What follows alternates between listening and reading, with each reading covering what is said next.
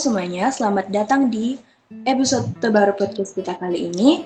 Topiknya nggak kalah panas dan pastinya relevan banget, apalagi buat kalian yang kuliah, mengajar, atau bahkan yang baru mulai adaptasi sama dunia digital. So, judul kita hari ini adalah tantangan pendidikan di era digital. Betul banget, Okta. Dunia pendidikan sekarang kan lagi bergerak cepat banget ya, dari cara kita belajar, cara guru ngajar, sampai sistem evaluasi. Semuanya udah banyak berubah karena teknologi. Nah, di episode kali ini, kita nggak sendirian dong, kita kedatangan 2 narasumber yang keren yang bakal bantu kita bahas topik ini lebih dalam. Kita sudah bersama 2 tamu spesial kita hari ini. Ada Raya Abian Rabani dan ada juga Winidia Sampelepong yang akan menemani kita sebagai narasumber di podcast kita pada hari ini. Halo Winidia dan Raya, gimana kabarnya? Halo, kabar yang baik sih. Kasih ya, udah ngajak ngobrol. Senang ketemu dengan kalian semua. Hai semuanya, aku juga senang banget bisa ketemu sama kalian karena kita bakal bahas topik yang lumayan relevan ya. Sebelum kita mulai ke topik utamanya, kita mulai dulu dengan icebreaker biar suasananya agak santai. Pertanyaannya klasik, simple juga, menarik. Pertanyaannya itu, kalau AI jadi pengganti dosen, kira-kira kalian setuju atau enggak, dan kira-kira kenapa? Wah, ini pasti jawabannya beda-beda nih. Raya dulu deh, gimana tanggapannya?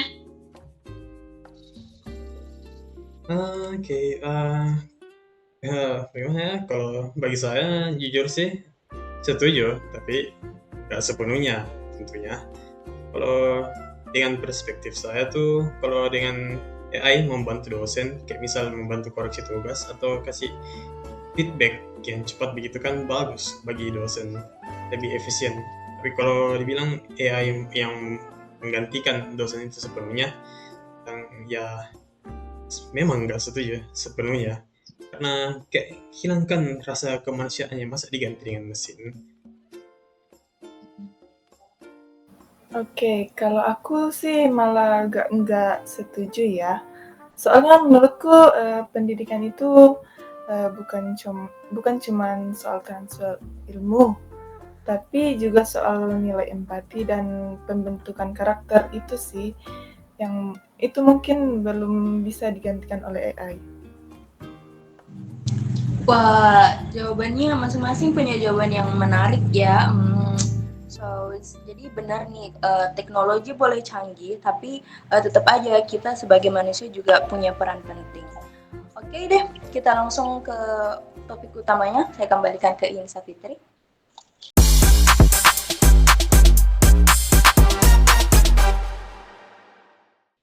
Oke, jadi topik kita yang pertama hari ini yaitu dampak digitalisasi dan kompetensi abad 21.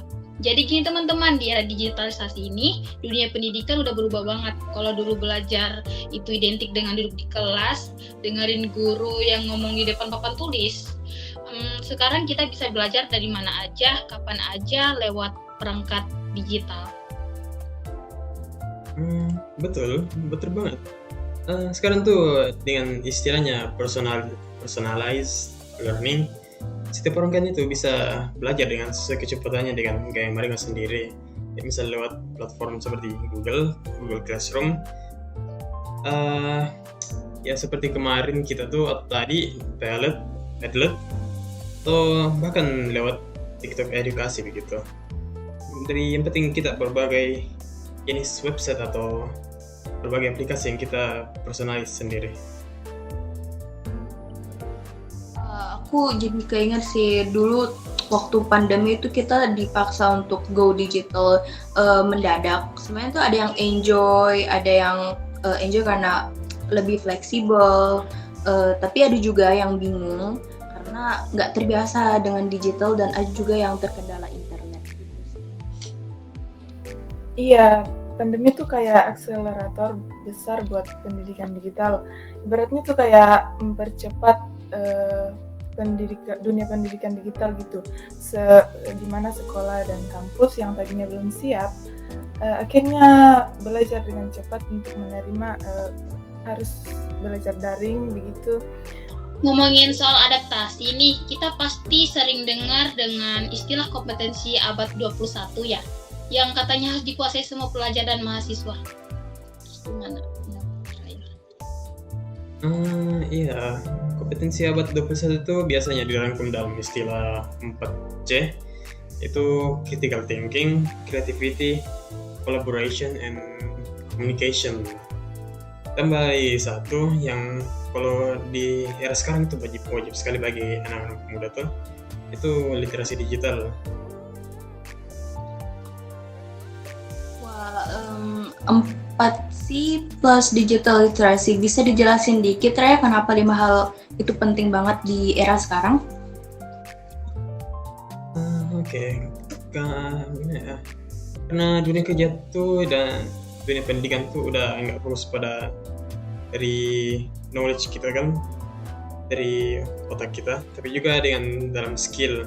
Jadi misalnya mahasiswa sekarang itu harus bisa berpikir kritis menghadapi informasi kayak di internet kan sudah modern gitu, bisa berkolaborasi lintas platform, form, dan bisa komunikasi dengan efektif bahkan lewat media digital.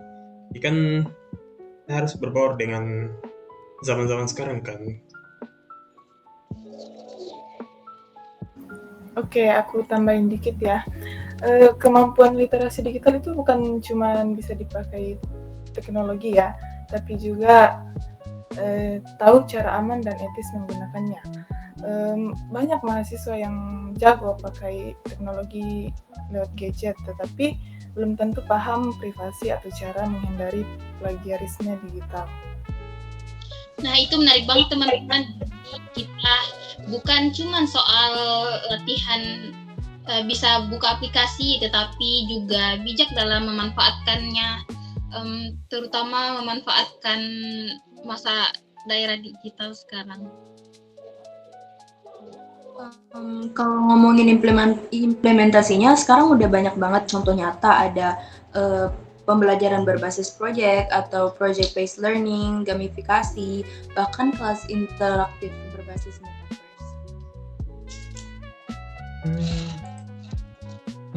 Iya sih, kayak contohnya kan kayak di beberapa kampus yang udah pakai VR kan, atau yang kacamata layar itu buat untuk simulasi praktikum. Jadi mahasiswa kan tuh nggak perlu ke lab fisik, tinggal pakai headset VR saja kan, itu sudah keren banget. Apalagi kan kita masih nggak pernah lihat VR sesungguhnya di depan mata.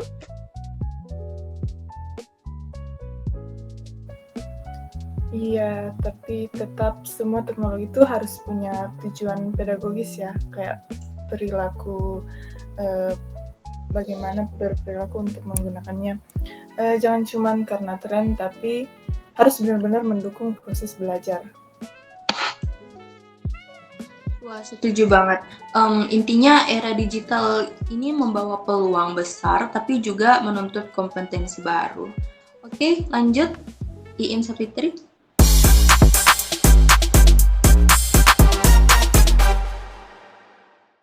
Oke, tadi kan kita sudah banyak ngomong tentang soal kemajuan teknologi di era digitalisasi ini. Tapi di sisi lain, nggak semua daerah bisa menikmati itu secara merata. Terus gimana pendapat kalian, guys?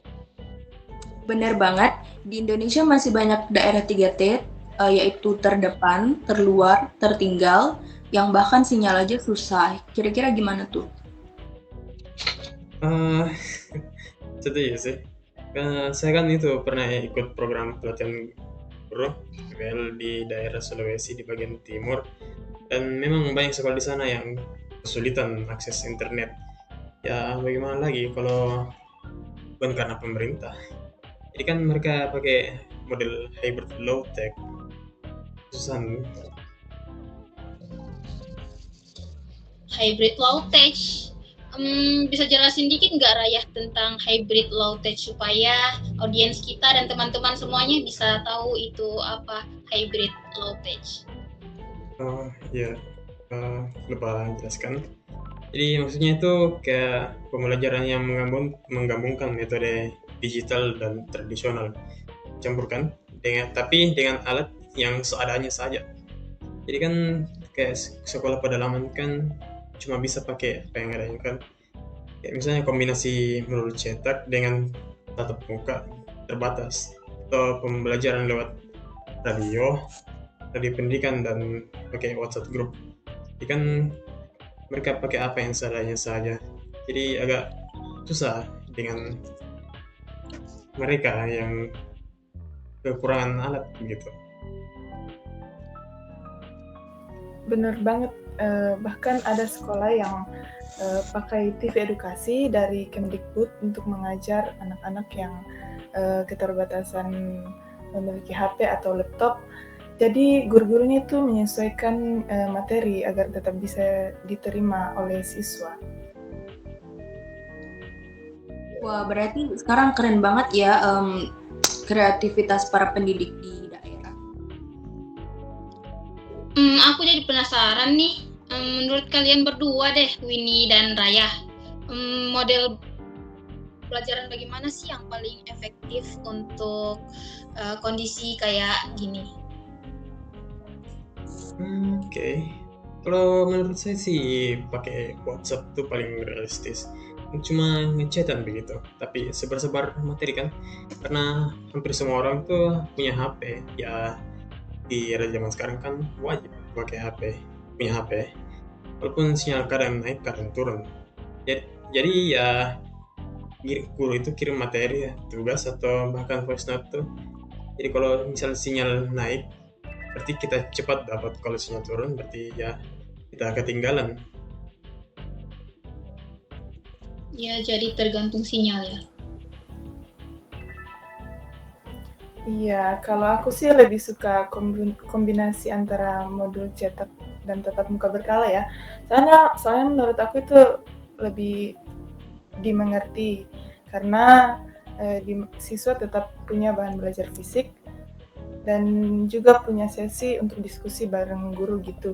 Jadi itu sangat penting untuk menjaga motivasi belajar.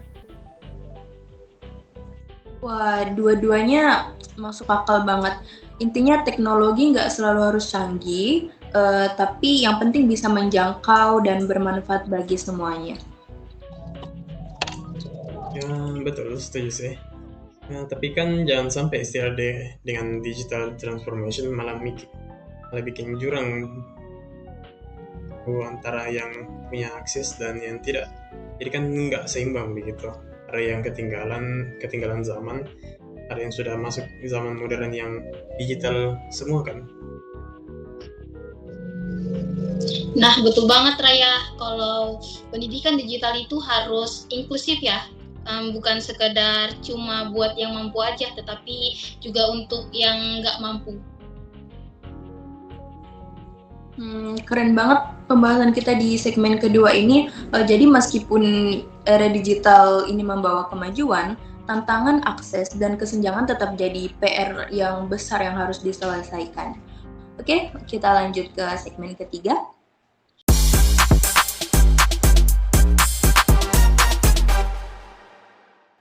Oke, kita lanjut ke segmen 3 nih, yang nggak kalah penting yaitu soal etika digital dan peran guru atau dosen di era teknologi ini.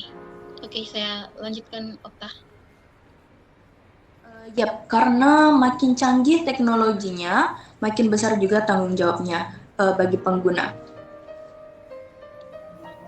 Bener banget, sekarang tuh banyak banget isu muncul mulai dari plagiarisme berbasis AI, di mana tuh asal comot saja dari AI langsung bertanya dan dijawab oleh AI tanpa. Oke, betul, setuju sih dari Winnie tadi sebut. Balikan sekarang mahasiswa bisa dengan mudah pakai ChatGPT atau AI begitu. Kan AI juga banyak model bisa buat gambar-gambar gitu kan dengan cara mengetik begitu, atau bisa juga buat PowerPoint begitu. Tinggal kita ketik saja, sudah dibuatkan. Kadang tanpa sadar mereka tuh melanggar etika akademik. Nah, ini menarik banget nih. Menurut kalian, boleh nggak sih AI itu digunakan sebagai alat bantu bikin tugas atau menilai hasil belajar mahasiswa? Gimana menurut kalian? Oh, boleh sih, boleh, tapi ada kata tanda kutip, soal dengan batasan yang jelas. Soalnya AI digunakan untuk bantu kayak nge-scan begitu kan, atau ngasih ide, tapi bukan untuk tulis keseluruhan. Jadi kan masa yang AI kerja bukan mahasiswanya atau siswa.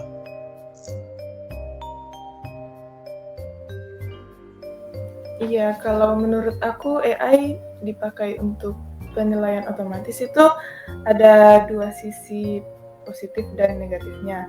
Yang positif itu mungkin cepat dan objektif, tetapi sisi negatifnya itu bisa salah konteks. Misalnya AI belum tentu bisa memahami makna dari tulisan tersebut, karena kan AI itu hanya mencerminkan dari apa yang kita tanyakan kepada AI.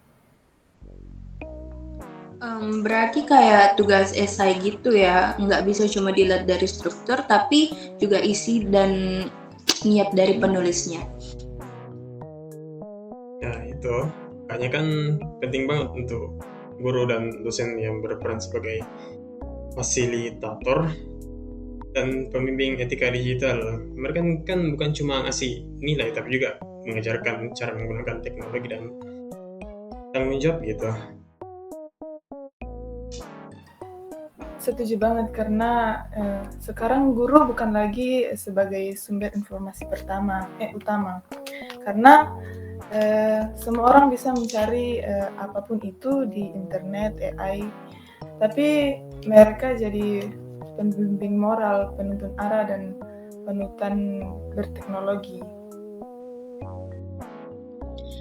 Keren banget. Jadi pendidikan digital bukan cuma soal skill, tetapi juga soal nilai-nilai ya, teman-teman. Setuju. So, etika digital tuh kayak rambu lalu lintas di jalan. Kalau nggak ada bisa kacau, tapi kalau semua taat perjalanan jadi lancar dan aman. Betul tuh, terlalu logis, keren gitu.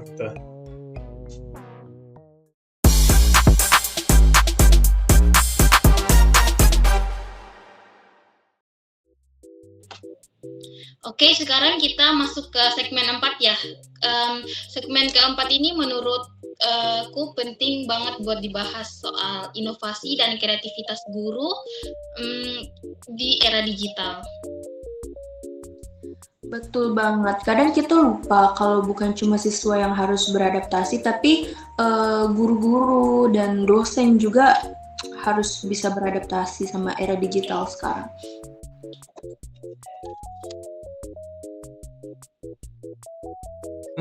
Iya, setuju. Sekarang kan guru itu dituntut untuk kreatif banget dalam membuat materi.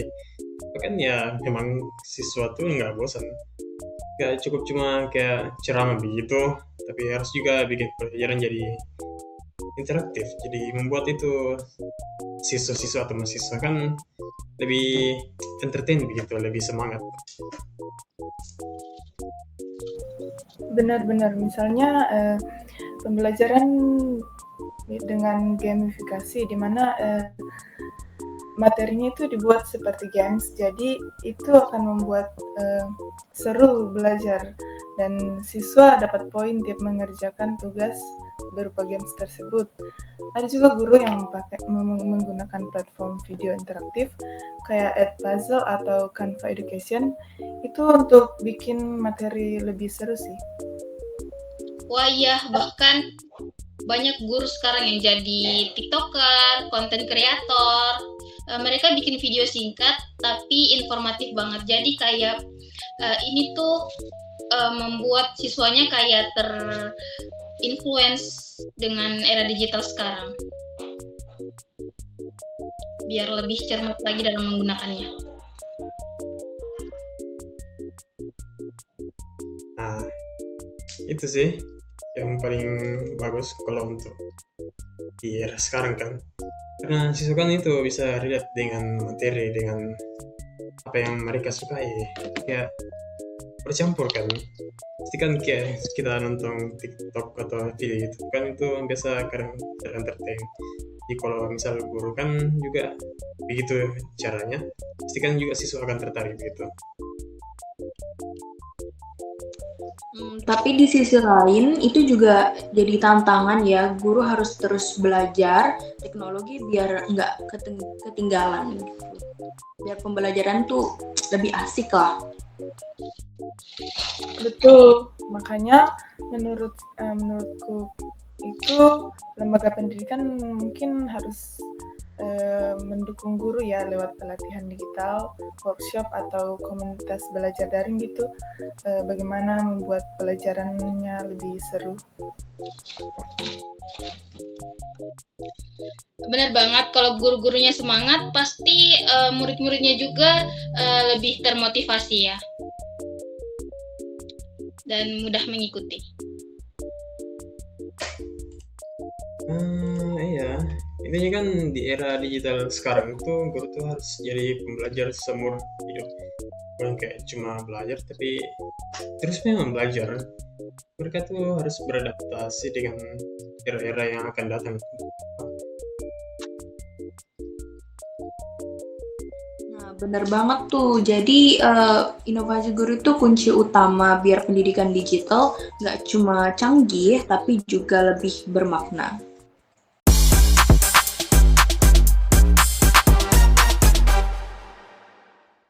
Wah, nggak kerasa banget ya kita udah ngomongin banyak hal tentang tantangan pendidikan di era digitalisasi. Banyak banget insight yang kita dapat hari ini ya guys. Betul banget. Jadi kalau aku simpulkan sedikit, pendidikan digital itu membawa peluang besar dari kemudahan akses belajar,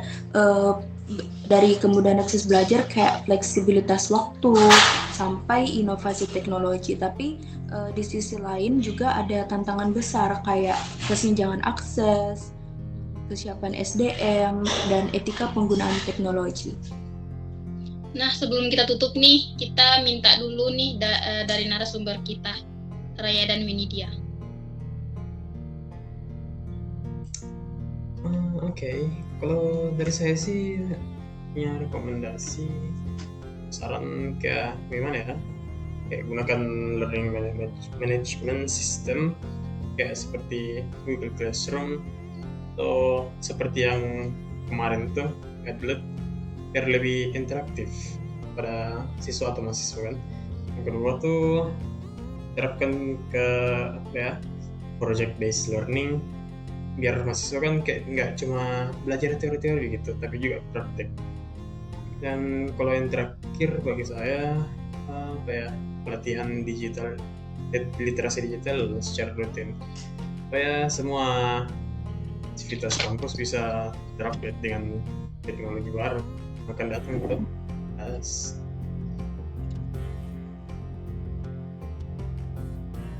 Oke, kalau dari aku tuh saranin dosen atau guru itu mengintegrasikan AI sebagai alat bantu pembelajaran, bukan sebagai pengganti dosen atau guru. Yang kedua, membuat kode etik digital di kampus biar semuanya itu ada batasannya, nggak langsung comot dari AI. Yang ketiga, mendorong dosen dan mahasiswa untuk kolaborasi lintas jurusan, di mana itu melalui platform digital biar lebih efektif dan terbuka. Itu sih. Wah, keren-keren banget ya jawaban dari narasumber kita hari ini. Jawabannya keren dan ya menarik. Semuanya punya jawabannya masing-masing. Terima kasih buat Raya dan Winidia yang udah sharing-sharing ilmunya hari ini. Iya, benar banget. Dan buat teman-teman pendengar kita, audiens, kita pengen dengar juga nih pendapat kalian. Coba share pengalaman kalian belajar di era digital. Apakah lebih memudahkan atau justru lebih bikin pusing? Jangan lupa tulis komentar kalian di komentar. Siapa tahu cerita kamu kita bahas di episode selanjutnya. Oke? Oke deh, kalau gitu kita pamit dulu ya.